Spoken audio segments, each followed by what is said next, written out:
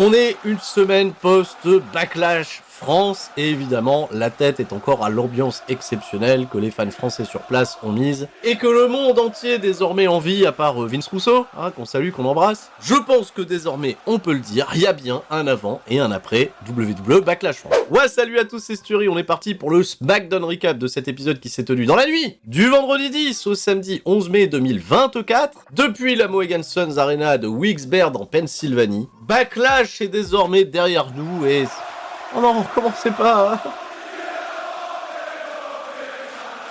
Backlash est donc désormais derrière nous, nous projetons désormais vers le King and Queen of the Ring qui se tiendra à la fin du mois du côté de l'Arabie Saoudite. Et pour remettre du prestige sur ce tournoi historique, WWE a organisé côté masculin et féminin un tournoi éliminatoire qui commence avec des huitièmes de finale. C'est-à-dire qu'il y a 16 catcheurs et 16 catcheuses engagés dans un tournoi et au vu de l'impressionnante line-up, évidemment le tournoi reprend déjà en prestige. Alors si vous l'avez loupé, j'ai parlé de Monday Night Raw, c'était jeudi soir en live sur Twitch. Et la VOD est disponible sur la chaîne secondaire La Corde à Linge. Suite du tournoi cette semaine à SmackDown, mais je vais en profiter pour faire un petit peu d'actu, des choses qu'on n'a pas véritablement pris le temps de relever la semaine dernière en plein week-end de Backlash. Il y a eu une nouvelle vague de licenciements. Alors c'est une nouvelle vague qui concerne principalement des talents qui étaient du côté de NXT. Certains visages sont peut-être familiers, apparus régulièrement à la télévision, d'autres beaucoup moins. L'information principale, c'est que l'ancien champion Cruiserweight Drew Gulak faisait bien partie des noms qui ont été remerciés par WWE, quoi qu'on a eu une petite précision. La toute dernière question posée à la conférence de presse post-Backlash par Lucas Sharpio, qu'on salue et qu'on soutient. Triple H nous a révélé qu'il n'a pas fait partie des licenciés, mais que son contrat n'a pas été renouvelé. Mais à la question qui intéressait plus notre journaliste français qu'on connaît très bien, Triple H n'a pas précisé si c'était en lien ou pas avec les allégations d'inconduite évoquées par Ronda Rousey à l'encontre de Drew Gulak. Une question légitime puisque oui, Drew Gulak n'est plus apparu à la télé depuis les fameuses allégations de Ronda Rousey. Alors si j'apporte mon soutien à Lucas Sharpio, c'est que l'attaché presse de WWE lui a dit que c'était une question idiote à poser. Et si une conférence de presse n'est pas un endroit où on peut poser une question qui paraît légitime, je vous cache pas que derrière, y a beaucoup de gens de la profession qui se sont agacés, que ça soit Fightful ou encore PW Insider qui ont été directement attaqués par Triple H qui a dû s'excuser, il leur a envoyé un plateau de fromage, c'est gentil. Mais également beaucoup de journalistes du catch aux États-Unis qui rapportent ce genre d'informations. Oui, on s'indigne un peu du traitement qu'a subi le pauvre Lucas Sharpio. Est-ce que ces fameuses conférences de presse post-show sont les endroits où poser ce genre de questions, ou est-ce qu'il faudrait pas tout simplement renommer ça en meet and greet? Voilà, on passe un bon moment, quelle semaine incroyable. Est-ce que ça fait partie du show? Est-ce que ce sont de vraies conférences de presse? La formule va peut-être évoluer après ce nouvel événement. Quoi qu'il en soit, l'histoire sur le ring pour WWE continue de s'écrire. Juste après Backlash, on a découvert que WrestleMania 41 se tiendrait sur un week-end du côté de Las Vegas. Mais parlons du présent, SmackDown Recap, on est parti, le générique. Et un et deux et seulement deux, pas besoin de plus pour être heureux. On se détend, on allume l'ordi, c'est l'heure de retrouver Sturi. Ça va causer de 619, de son pom de pedigree. Mais si comme moi t'as rien compris, t'es quand même le bienvenu. C'est ça le catch, de la passion et du fun. On se prépare pour le corps à corps, donc tout le monde reste fort. C'est vrai qu'avant de se lancer, je vais reprendre une petite parenthèse pour une fois de plus vous remercier pour les retours totalement émouvants et touchants que vous m'avez fait suite à ce week-end de Backlash. Je vais pas revenir sur les raisons de mon absence, mais c'était très chouette de vivre ça ensemble à distance. Et les sourires sur le visage de tout le monde suite à cet incroyable week-end, bien évidemment que ça me va droit au cœur, que ça m'emplit de bonheur et c'est quand même bien beau quand le catch remplit de bonheur à ce point, ça devrait être remboursé par la sécurité sociale. Merci encore énormément du fond du cœur, vous êtes... Évidemment. Donc Lyon était bien la capitale du catch pendant un week-end, merci BFM Lyon d'avoir repris mes mots. De ce fait, est-ce qu'on peut dire que ma phrase a été citée directement par la WWE? Un clip récap de tout ce qui s'est passé à Backlash, on retrouve Nick Aldis dans le ring pour nous annoncer l'arrivée de celui qui est toujours le champion WWE indisputé, Cody Rhodes. Et Cody Rhodes va découvrir dans un instant qui est son nouveau challenger numéro 1 au championnat indisputé pour King of the Ring en Arabie Saoudite, c'est nul autre que le champion des États-Unis, Logan Paul. Alors Pas une immense logique en soi sur les événements précédents de construire cette affiche entre Logan Paul et Cody Rhodes. Cependant, c'est un big money match. Et par moment, le big money match, il suffit pas d'écrire quoi que ce soit. Ça se fait, ça se ressent. Logan Paul va faire son arrivée au ring et confronter Cody Rhodes avec des faits. Quel était le moment le plus discuté lors du Royal Rumble 2023? Est-ce que c'était le retour de Cody Rhodes ou est-ce que c'était le moment où Logan Paul a collisionné dans le ciel avec Ricochet? Eh ouais, qu'est-ce qui a fait le buzz? Logan Paul se permet même de dire que son moment avec son pote High Speed et sa bouteille Pram a plus buzzé que la victoire de Cody sur Roman Reigns. Bon, faut peut-être pas déconner. Mais enfin, le champion des États-Unis nous dit que le choix de la pointer comme challenger numéro 1,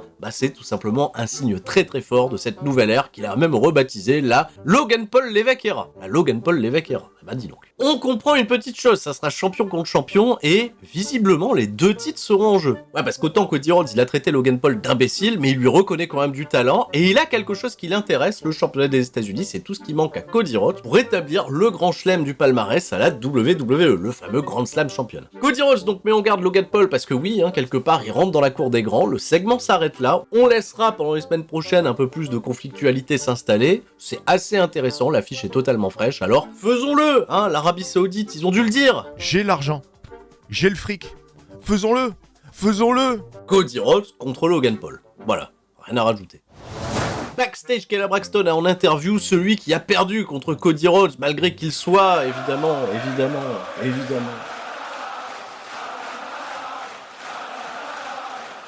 AJ Styles, vraiment phénoménal, qui a dit, j'étais peut-être à 2 doigts de devenir champion. Mais à cause de ces fans français bien trop enthousiastes à l'idée de me voir, ils m'ont déconcentré avec leur chant, vous le croyez ça? On sent peut-être que AJ Styles veut faire redémarrer les chants du côté des États-Unis, spoiler, ça n'arrivera pas. AJ Styles, désormais, il est appointé dans le King of the Ring et première étape sur le papier, affronter Randy Orton. Voilà, on a 2 des catcheurs les plus over en France qui vont s'affronter, et on vous gâte, les États-Unis. Donc AJ Styles déborde de confiance et on va passer au premier match de ce tournoi, mais côté féminin, Naomi va faire face à Nia Jax. On leur a donné un peu plus de 8 minutes, il y avait rien de mauvais, il y avait rien de décevant, Nia Jax est toujours sur cette même constante depuis son retour à la WWE, c'était efficace, ni plus ni moins, et elle remporte la victoire, se qualifiant au second tour la semaine prochaine face à celle qui remportera tout à l'heure le combat entre Jade Cargill et Piper Niven. Ah, à noter qu'il y a eu un QR code. Voilà, j'en parle à la fin de l'épisode, le QR code, les fameux QR codes de l'oncle Audi. Ça y est, on va pouvoir le redire lors des SmackDown Recap. Baron Corbin,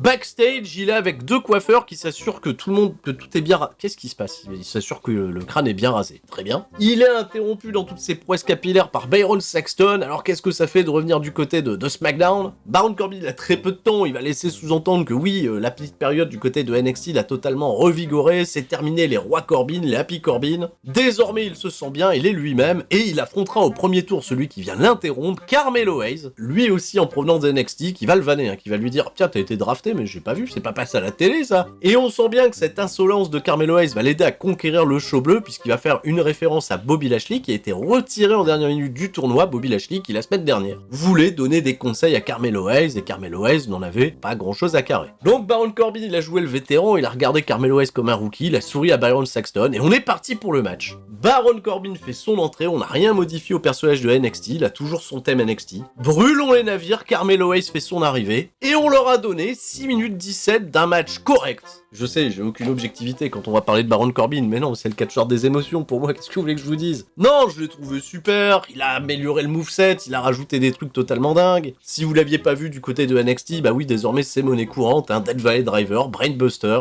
Le mec est beaucoup plus vif, avec Carmelo Hayes, évidemment, ça combine bien parce que Carmelo Hayes est aussi un excellent catcheur. Mais on va pas se mentir, pour le public, bah c'est peut-être un peu du pareil au même, et Baron Corbin, après une importante domination, va perdre le combat. Malheureusement, son End of Days va se faire contrer, Baron Corbin va ensuite succomber.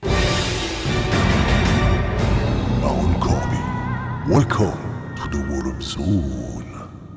Dans un small package. Allez, ça valait bien qu'on remette le jingle, mais merci Baron Corbin pour les travaux. Carmelo Hayes s'avance donc au prochain tour et affrontera le vainqueur du combat qui opposera AJ Styles et Randy Orton ce soir dans le main event. Bayley, toujours championne suite à sa victoire du côté de Backlash, est interrogée par Kayla Braxton sur les potentiels futurs adversaires qu'elle pourra avoir à l'issue du Queen of the Ring. Elle est interrompue par Chelsea Green et Piper Niven. Chelsea Green, elle prend pas part au tournoi, mais Piper Niven si. Dans un instant, elle va affronter Jade Cargill. Et Piper Niven, bah sachez une chose, elle a la confiance, elle pense qu'elle peut sortir Jade Cargill. Hein? Vous y croyez tous?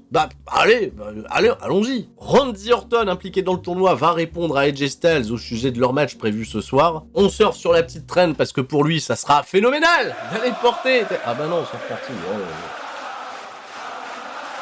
Ah oui, mais ça sera phénoménal, donc d'aller porter un RKO à AJ Styles en plein vol. Donc Randy est excité, mais il se souvient que la semaine dernière, à Backlash, la Bloodline a sorti Kevin Owens de l'équation, et c'est pour ça qu'il est pas là ce soir. Donc que ce soit dans le tournoi ou pas dans le tournoi, il aimerait bien croiser le fer avec Tama Tonga, le remettre à sa place, et Tama Tonga, bah ça tombe bien, lui aussi il est dans le tournoi. Faut quand même attendre pas mal de matchs, que les mecs se qualifient pour qu'ils puissent se croiser. Piper Niven contre Jade Cargill, un peu RAS en fait, c'était pas mauvais, une bonne opposition entre les deux femmes qui sont plus imposantes que la moyenne des catcheuses à la WWE. On a eu des traditionnels rapports de force avec des coups de bélier, personne veut chuter, on a pris l'avantage côté Piper Niven, notamment grâce à l'aide de Chelsea Green, qui n'hésitait pas de mettre des petites baffes à la moitié des championnes par équipe quand l'arbitre avait le dos tourné. Mais en un peu plus de 5 minutes de match, Piper Niven a malheureusement succombé au comeback de Jade Cargill qui lui a porté son finish, remporté la victoire, avancé au prochain tour, et vous ne rêvez pas, la semaine prochaine, il y aura bien Jade Cargill contre Nia Jax.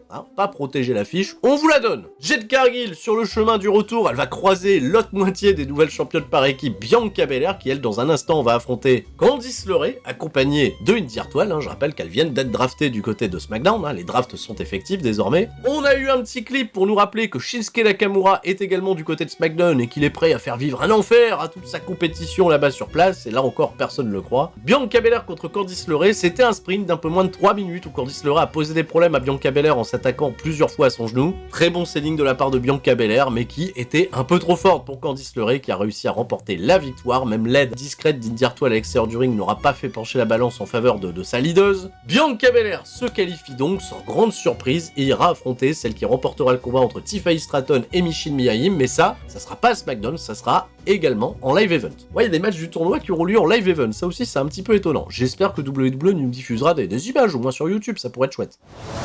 On nous remontre ce qui s'est passé avec la Bloodline, parce que si vous ne le savez pas, il y a un nouveau membre dans la Bloodline, et ce nouveau membre, c'est pas Jacob Fatu, comme on le pressentait. Leather Cheese nous rapporte même cette information, Jacob Fatu, ses débuts sont peut-être un peu compromis, parce qu'il pourrait être vu comme quelqu'un de plus fort que Solo Sikoa. Parce que oui, Jacob Fatu, si vous le savez pas, il est trop fort. Donc on a Tanga Loa à la place. Tanga Loa, on espère un rôle discret, pas aussi exubérant que son incroyable run du côté de New Japan. Oula. Mais les Guerrillas of Destiny, ça a eu une histoire, donc Tanga Loa, associé à son frère Tama Tonga, justement, Tama Tonga, dans un instant, il est dans le King of the Ring, et surtout il y a Paul Heyman qui arrive dans le vestiaire de la Bloodline qui est toujours aussi effrayé, mais Solo Sikoa veut le rassurer, il veut impérativement que Paul Heyman ait le même rôle de conseiller qu'il a eu auprès de Roman Reigns, auprès de ce même Solo Sikoa. Contrairement à Paul Heyman, Solo Sikoa affirme qu'il a discuté avec le chef tribal. Mais de quel chef tribal parlons-nous? Et c'est toujours aussi drôle de voir Paul Heyman quelque part pris en otage par cette nouvelle Bloodline, mais on va jouer le jeu. Donc la Bloodline, elle fait son arrivée au ring sous la nouvelle musique de Tama Tonga, qui a plus rien à voir avec celle des Guerrillas of Destiny malheureusement. Death Rebel, on vous salue, on vous embrasse pas trop. Et l'adversaire de Tama Tonga, qui aurait dû être Bobby Lashley, a été remplacé par un autre membre de la team The Pride, à savoir Angelo Dawkins, amené au ring par B-Fab et Montez Ford. B-Fab, elle va rester backstage, Montez Ford va être à l'extérieur du ring, et Montez Ford va surtout se faire casser la gueule par la Bloodline. Et le combat aura duré moins de 2 minutes 30, Angelo Dawkins va se faire surprendre par Tama Tonga avec son nouveau finish, visiblement une espèce de pay dirt, et victoire à 2-3. Résultat sans grande surprise qui pourrait peut-être amener à un programme futur entre Montez Ford, Angelo Dawkins, les Street Profits contre Tama Tonga et Tanga Loa. Why not? Why not? C'est frais sur le papier, donc allons-y. On a après ça un clip pour nous hyper une nouvelle venue du côté de SmackDown, à savoir Blair Davenport, qui n'apparaîtra pas pendant l'émission, mais un petit clip c'est toujours mieux que rien. Et on est parti déjà, et oui, pour le main event, AJ Styles contre Randy Orton. Le public n'a pas chanté, il est vraiment... Bah non, ils ont pas chanté. Allez, régalez-vous, c'est cadeau, c'est cadeau. Mais le public de la Mohegan Sun Arena ici en Pennsylvanie a bien chanté le thème de Randy Orton et Corey Graves a insisté sur le fait que la France avait peut-être lancé quelque chose. Oh, merci, c'est gentil. Oh, c'est gentil. J'y étais pas, c'était vous, mais c'est gentil quand même. Merci de penser à nous. Et si, comme moi, vous vous posiez la question, parce que oui, cette question, je me la pose, vous la posez peut-être également, Randy Orton dans un mano à mano pendant 17 minutes, est-ce que ça vaut le coup d'être vu? Eh bien oui, parce que Randy Orton, c'est ce genre de catcheur d'expérience qui est capable de se préserver in ring et capable de raconter une histoire, encore une fois, en prenant le moins de bump possible. Et en vendant la jambe comme Jaja pour amener les comebacks de la part de AJ Styles, j'ai trouvé qu'il y avait un rythme assez calme sur le match, mais chaque action, chaque manœuvre avait son impact, créait de la réaction de la part du public, et surtout intensifiait le drama jusqu'au point final, Randy Orton out of nowhere, après s'être dégagé d'un phénoménal forearm de la part de AJ Styles, un dégagement la main dans la corde, hein, c'est pas véritablement une épaule levée, ça protège toujours un peu, va réussir à contrer un Styles Clash en RKO et se qualifier. Oui, Randy Orton passera bien au second tour et ira affronter le vainqueur du combat entre Santos Escobar et LA Knight, qui n'étaient pas présents cette semaine à SmackDown, mais qui eux s'affronteront aussi en live event. Réponse la semaine prochaine. Un épisode de SmackDown, bah oui, avec du catch, hein, puisqu'on est dans les tours préliminaires du King and Queen of the Ring. Il n'y a pas eu de match en extra, on se concentre là-dessus, ce qui est déjà pas mal. J'aime bien les tournois. Et malgré qu'on connaisse quasiment l'intégralité des premiers non qualifiés, bah ça laisse quand même une sacrée ouverture sur qui va potentiellement le remporter. Côté masculin, côté féminin. Je vous laisse faire vos prédictions dès à présent dans les commentaires. QR Code Time, on est parti, on déchiffre le QR Code qui est apparu pendant le match entre Naomi et Nia Jax. L'endroit où apparaissent les QR Codes, j'ai l'impression que ça n'a pas beaucoup d'importance. On commence à y voir clair hein, sur la composition potentielle de ce clan, les Dirt Sheets commencent à rattraper également ce qui a été dit ces dernières semaines. Les arrivées autour de Bo Dallas qui incarnerait l'oncle Cloudy, de Joe Gacy, Dexter Lumis, Eric Rowan qui a signé, c'est qui Eric Rowan? Il a signé. Nikki Cross et peut-être Alexa Bliss. Cette semaine, l'URL du QR code représentait les lettres suivantes qui sont les initiales Rambling Rapid, Merci de Buzzard, Huskus le Pig et Abby the Witch. Petite référence évidemment à la Firefly Funhouse. On va parler également du message qui a été délivré, relié à cette vidéo qui était donnée par le QR code. Ils nous ont mis dans la grotte, il nous a dit de contempler la gloire, nous avons regardé avec admiration, consommé leurs mensonges, nous n'avons jamais été les élus, laissés dans la grotte pourrir pour être oubliés, mais il nous a libérés. Maintenant, nous comprenons, nous suivons la prophétie. Les mots de couleur rouge, bientôt vous comprendrez. Les larmes que nous avons versées ont arrosé notre apathie et fait fleurir un jardin de répulsion. Il n'y a pas d'espace sûr, seulement ma famille. Vous pouvez interpréter ça comme vous le souhaitez, hein, très certainement que le clan représente des gens que WWE ne voulait pas. Une espèce d'idée de rebut rattachée derrière une même cause, celle de la prophétie déjà délivrée par Bray Wyatt il y a quelques années. Et chose intéressante, la vidéo s'est ouverte avec la nouvelle présentation de WWE et ceux qui ont eu une très bonne perception là-dessus ont découvert que l'incrustation du portrait initial de CM Punk a été remplacée par celle de Abigail. Est-ce que de près ou de loin on peut déjà rattacher la première partie de la feud de l'oncle Cloudy à CM Punk? Une position intéressante puisqu'elle est entre Randy Orton, le dernier grand rival historique de Bray Wyatt, et à côté de Bianca Belair, qui est la dernière adversaire en date d'Alexa Bliss. Est-ce que l'arrivée du clan est prévue pour ce mois-ci? On continue de spéculer, on continue d'aller chercher des informations, je vois beaucoup de gens se mobiliser. Toujours plus d'informations et plus d'indices probablement lors du prochain épisode. Voilà, ça vous plaît toujours le petit ARG, les petits trucs autour de l'oncle Cloudy? Bon, on a hâte que ça démarre, hein. On a vraiment hâte que ça démarre. Voilà, c'est tout pour moi pour ce SmackDown Recap. Merci encore à tous, merci d'être aussi présents, merci d'être aussi nombreux. On se donne rendez-vous probablement pour un lundi catch à l'arrache ce lundi à partir de 20h, 21h, on le découvrira sur twitch.tv/Turi316. Je vous fais des gros bisous et je vous dis à la prochaine, passez un excellent week-end, c'était Sturi. Et tout le monde, reste fort, ciao, bye bye.